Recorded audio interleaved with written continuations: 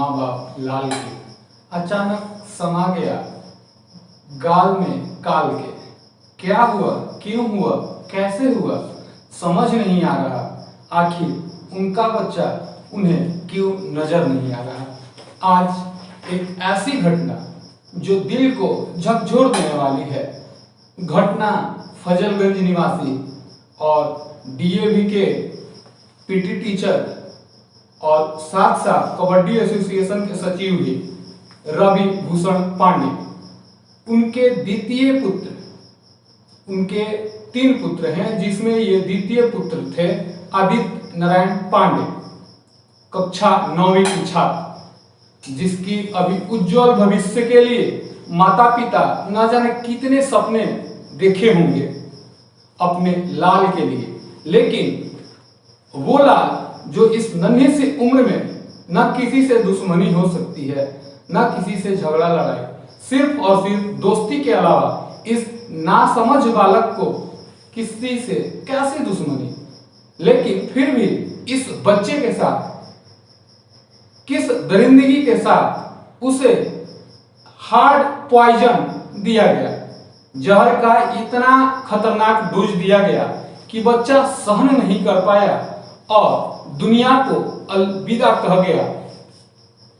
इस घटना के बाद माँ बाप पे क्या गुजरी होगी, इस दरिंदे ने जरा सी भी उसकी कल्पना नहीं की।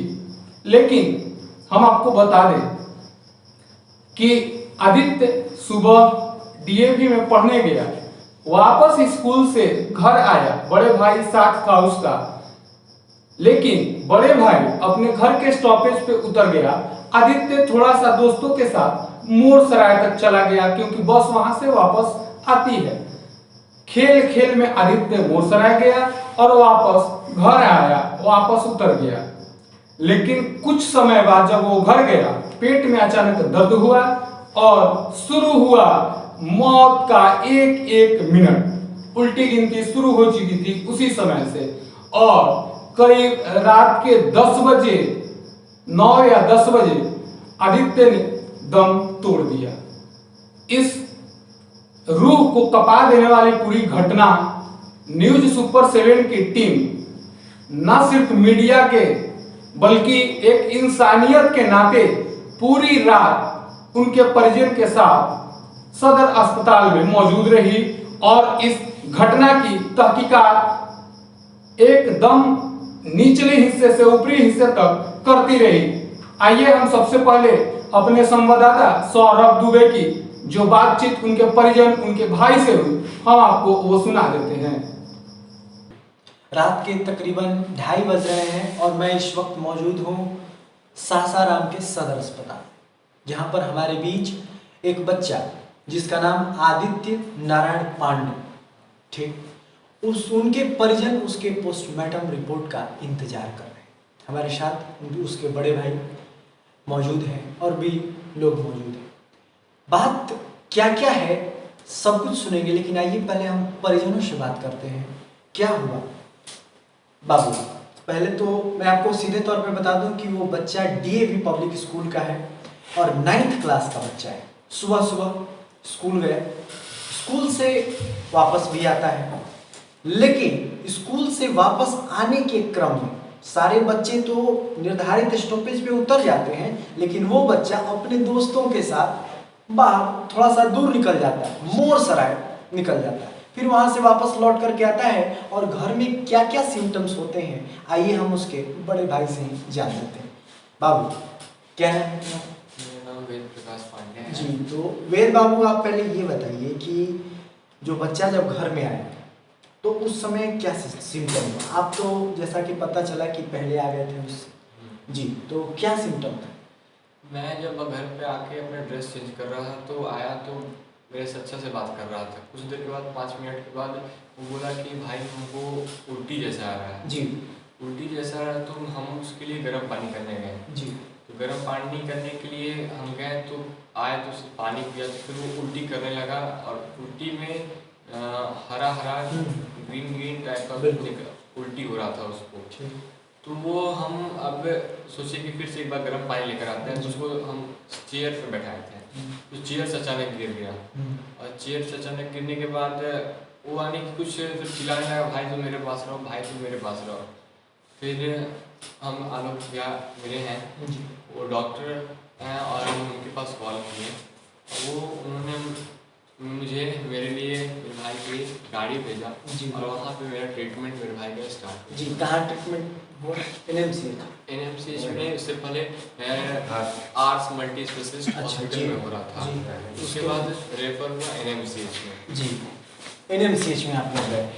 तो जी, तो मैं आपको बता दूं कि ये ऐसा मामला नहीं है। इसके कारणों पर जब विचार किया जाए तो एनएमसीएच के डॉक्टर का कहना है कि हार्ड पॉइजन किया गया था, और यही इसी कारण से पोस्टमार्टम भी किया जा रहा है। अब रिपोर्ट आने के बाद बारीकी जानकारी आएंगी। लेकिन बाबू, मेरा तो आपसे एक और सवाल रहेगा कि जब आज स्कूल में बच्चा गया था, क्योंकि जब ये कारणों पर मंथन किया जाए तो सुबह से लेकर के शाम तक के सभी गतिविधियों का मंथन होना जरूरी है। बच्चा स्कूल जाता है, स्कूल में गड़बड़ी हुई, मानसिक तौर पे टॉर्चर भी हो सकते हैं बच्चे। उसके बाद फिर आता है बस में, कुछ अपने दोस्तों के साथ बाहर भी जाता है, वहां से आने के बाद ये हालत। तो बाबू ये बताओ कि स्कूल में उसका मतलब क्या रहन सहन अभी आज का, हमको प्रेजेंट का चाहिए। वो एकदम नॉर्मल था, जैसे सब बिहेव करता है जी। हमेशा वैसे ही बिहेव कर रहा था। अच्छा। सबके साथ मस्ती कर रहा था। अच्छा। वो हमेशा फनी मूड में रहता था, सबके साथ फ्रैंक रहता था। अच्छा। और कभी सीरियस मूड में नहीं रहता था, हमेशा मस्ती करते रहता था। जी। तो आज भी उसका बिहेवियर वैसा ही था। बस में लौटते टाइम बस में भी बढ़िया था, एकदम वैसे ही जैसा बिहेव करता था वैसे ही रहता जी। था। ओके, तो हमारे साथ कुछ और परिजन मौजूद हैं। नमस्कार। नमस्कार सर। जी, तो आप आदित्य जी के क्या हैं, पहले तो ये बताएं। जैसा कि मैं आपको बता दूं जी। आदित्य एक डीएवी का होनहार छात्र जी। और स्केटिंग का राष्ट्रीय प्लेयर, मेरे आदरणीय सर रवि भूषण पांडे जी का बेटा है, और मैं रवि भूषण पांडे जी का 2008 का डीएवी का छात्र रहा हूँ। बिल्कुल। और उस रिश्ते से वो मेरा भाई है। बिल्कुल, हमको ऐसा पता चला कि आप आज शाम से ही उसके साथ और अब तक हैं। अभी तक यहाँ पे 2:45 2:30 बज गए और आप साथ हैं, तो रिश्ता तो समझ में हमको भी आता है। तो सर आप ये बताइए कि कुछ मामला ये भी आपके द्वारा कहा जा रहा था कि स्कूल में कुछ खबर आ रही थी रोने की या फिर कुछ है, इस पर क्या कहना है? सर देखिए, ऐसा है कि जब मेरा भाई, हमने आर्ट्स मल्टी हॉस्पिटल से उसे एम्बुलेंस के द्वारा एनएमसीएच ले गए सर। जी। रास्ते में वो बार बार अपने दोस्तों का नाम ले रहा था हमारे जी। पास पूछने का। जी। तो हमें जहाँ तक ऐसा लग रहा था कि कहीं ना कहीं वो स्कूल से ही जी। उनके साथ रहा और कुछ तकलीफ उसको वहाँ हुई। जी। मगर जब मेरा भाई सर एनएमसीएच पहुँचा, जी। कुछ क्षणों के बाद डॉक्टर से मिलने के बाद हमें ये कहा गया कि सर अब इसकी स्थिति बहुत क्रिटिकल है। तो हम लोग वहाँ स्तब्ध रह गए, क्योंकि हमने कभी सोचा नहीं था। और थोड़ा सा उसके और दोस्तों से मैंने बातचीत की, ज़्यादा तो हम बात नहीं कर पा रहे थे। पता चला कि वो क्लास में भी थोड़ा उदास था। जी। उदास किस कारणों से था, ये तो बच्चे की उनकी मनोस्थिति होती है। जी। लेकिन हमें नहीं पता था कि वो किस तरह से अपने स्टॉपेज पे ना उतर कर जी। थोड़ा दूर निकल गया। और जब घर लौटा, जैसा कि हमारे सर भी अपने कार्य से भगवान में थे, मैं भी अपने विद्यालय पढ़ाई चले से में प्रिंसिपल हूँ, मैं वहाँ पर था। और इसके दौरान जब हम लोग को मालूम चला जी, तो हम लोगों ने यही प्रतीत हुआ कि उससे, जैसा कि डॉक्टर साहब से भी, हमारे आदरणीय हॉस्पिटल के डॉक्टर भक्त तिवारी जी भी, जी, कि हम लोगों के घरेलू डॉक्टर भी हैं, शोधी भी हैं, उन्होंने भी बताया कुछ ऐसा इसे किया गया। और एनएमसीएच ने भी इसकी पुष्टि की है। अब तो हम आए हैं पोस्टमार्टम कराने के लिए, जिसमें माननीय जिलाधिकारी महोदय, आपको ये सदर अस्पताल की टीम, मीडिया कर्मी, सब लोगों का हम लोगों को सहयोग भी मिल रहा है। तो 9th क्लास का एक बच्चा जिसकी मृत्यु की खबर आ रही है और उसके कारणों का मंथन करने पर विचित्र विचित्र कारण सामने आ रहे हैं। जैसा कि इनका कहना है कि एनएमसीएच के डॉक्टर ने ये पुष्टि की कि उसको कोई हार्ड पॉइजन दिया गया है। हालांकि अब तो पोस्टमार्टम हो रहा है, उसके रिपोर्ट तक हम कुछ नहीं कर सकते, लेकिन अन्य भी कारण हैं। जैसा कि कारण की बारीकियों पर ध्यान दिया जाए तो मैं आपको बताऊं कि जैसे कि रोज निर्धारित स्टॉपेज पर उतरता वो जो बच्चा है, वो आज अपने दोस्तों के साथ मोर सराय पहुंच जाता है।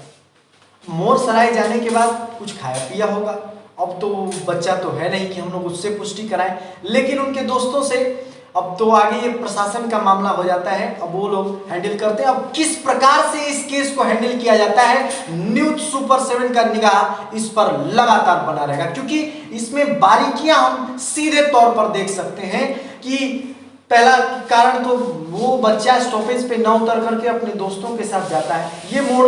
दूसरा कि बच्चा, जैसे इनके द्वारा कहा गया कि पता चला कि क्लास में रो भी रहा था, तो इनके कारणों पर तहकीकात होनी जरूरी है कि आखिर 9th क्लास का बच्चा जो कि स्केटिंग में होनहार, पढ़ाई लिखाई में होनहार, डीएवी जी का बेस्ट कैडेट रहा है जी बिल्कुल। और अभी जैसा कि एक कार्यक्रम हमारा आयोजित होने वाला था जी 47वीं बिहार बालक बालिका कबड्डी बिल्कुल। प्रतियोगिता, उसने एनसीसी के तरफ से, जो कि हमारे रिस्पेक्ट सर जो हैं जी। वो भी इसके एनओ हैं, उनसे रिक्वेस्ट किया कि सर मैं गार्ड ऑफ ऑनर देना चाहता हूँ जी। तो ऐसे मेरे भाई का जो जज्बा देश के लिए, अपने ज़िले के लिए, राज्य के लिए और एक एनसीसी के लिए, उसके साथ इस तरह की घटना हम सबों को ये हृदय विदारक घटना लग रही है। तो हमारा यही प्रशासन से, शासन से हम निवेदन करते हैं जी। इसकी निष्पक्ष आप लोगों ने एफआईआर किया? जी हमने एफआईआर कर दिया है, हमने एफआईआर लॉन्च करा दिया है। एफआईआर किस आधार पर क्या क्या होकर के किया गया ये बताइए। एफआईआर की पुष्टि हमारे जी बिल्कुल जी ठीक। तो जैसा कि बताया जा रहा है कि एफआईआर कर दिया गया है। अब मैं आपको बताऊं कि ये तो ऑब्वियस सी बात है, इतना होनहार बच्चा। और मैं आपको बताऊं, जैसा कि हमने खबर भी बताया था कि 47वीं बालक और बालिका कबड्डी प्रतियोगिता होने जा रही है, उसमें भी उसका बढ़ चढ़ के हिस्सा लेने का पूरा मन था, लेकिन होनी तो कोई टाल नहीं सकता है। अब मैं यहाँ पर बात करूं कारणों पर, और इस कारणों पर चर्चा होनी भी चाहिए। हम इन कारणों पर लगातार चर्चा करते रहेंगे, प्रशासन को इन कारणों की बारीकियों तक पहुंचना होगा। तो आप सुन रहे थे किस प्रकार परिजन ने बताया ये पूरी दिल दहला देने वाली घटना को। आदित्य को सबसे ज्यादा रुचि स्केटिंग में थी, वह इसमें काफी माहिर इंसान थे और उनके साथ साथ एनसीसी के भी वो काफी मंझे हुए फोर्स के तौर पे उनको बोल सकते हैं। और आदित्य को अभी आगे बहुत सारे सपना थे, जैसे कि 47वीं जो अभी कबड्डी प्रतियोगिता हो रही है उसमें उन्होंने अपने पिताजी से गार्ड ऑफ ऑनर एनसीसी के तहत देने का भी जिक्र किया था। इतने सारे सपनों को एक पल में तोड़ते देर नहीं लगा उस दरिंदे को जिसने इस घटना को अंजाम दिया है। न्यूज़ सुपर 7 हर एक दिन इस घटना में जितने सारे मामले निकल कर आती है वो आप तक पहुंचाते रहेंगे। हर पल हम आपके साथ हर रोज बने रहेंगे, अंतिम दिन तक, जब तक आदित्य को न्याय न मिल जाए। आप बने रहिए हमारे साथ, तब तक दीजिए इजाजत। धन्यवाद।